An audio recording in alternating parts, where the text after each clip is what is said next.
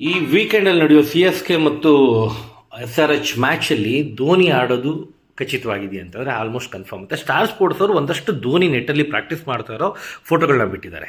ಇಷ್ಟು ದಿನ ಇಂಜುರಿಯಾಗಿ ಟ್ರೀಟ್ಮೆಂಟಲ್ಲಿದ್ದಂಥ ಧೋನಿ ಈಗ ನೆಟ್ಟಲ್ಲಿ ಪ್ರಾಕ್ಟೀಸ್ ಮಾಡ್ತಾ ಇರೋ ಫೋಟೋಗಳನ್ನ ನೋಡ್ಬೋದು. ಸೊ ಇದು ನೋಡ್ತಾ ಇದ್ದಾಗ ಧೋನಿ ಫ್ಯಾನ್ಸಿಗೆ, CSK ಫ್ಯಾನ್ಸಿಗೆ ತುಂಬ ಖುಷಿಯಾಗಿರುತ್ತೆ.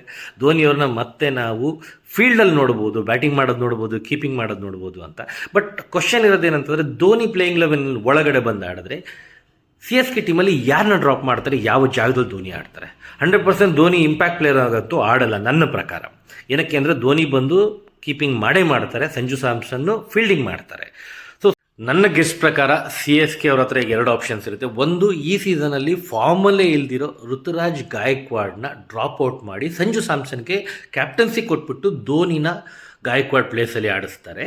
ಇಲ್ಲ ಅಂತಂದರೆ middle order batsman Sarfraz ಖಾನ್ನ drop out ಮಾಡಿ ಆ ಜಾಗದಲ್ಲಿ ಧೋನಿ ಆಡೋ ಚಾನ್ಸಸ್ ಜಾಸ್ತಿ ಇದೆ. ಧೋನಿ ಇಂಪ್ಯಾಕ್ಟ್ ಪ್ಲೇಯರ್ ಏನಕ್ಕೆ ಆಡಲ್ಲ ಅಂತ ಅಂದರೆ, ಆ ಜಾಗದಲ್ಲಿ ಆಲ್ರೆಡಿ ಐಶ್ ಮಾತ್ರ ಇರೋದ್ರಿಂದ ಆ್ಯಂಡ್ ಅವ್ರು ತುಂಬ ಅದ್ಭುತವಾಗಿ ಪರ್ಫಾರ್ಮೆನ್ಸ್ ಮಾಡ್ತಿರೋದ್ರಿಂದ ಅವ್ರನ್ನ ಡ್ರಾಪ್ ಔಟ್ ಮಾಡಲ್ಲ. ಆ್ಯಂಡ್ ದೂಬೆನ ಡ್ರಾಪ್ ಔಟ್ ಮಾಡೋದು ನನಗೂ ಯಾಕಂದರೆ ಸ್ವಲ್ಪ ಡೌಟ್ ಇದೆ. ಮೋಸ್ಟ್ಲಿ ಗಾಯಕ್ವಾಡು ಡ್ರಾಪ್ ಔಟ್ ಆಗೋ ಸಾಧ್ಯತೆ ಹೆಚ್ಚಿದೆ.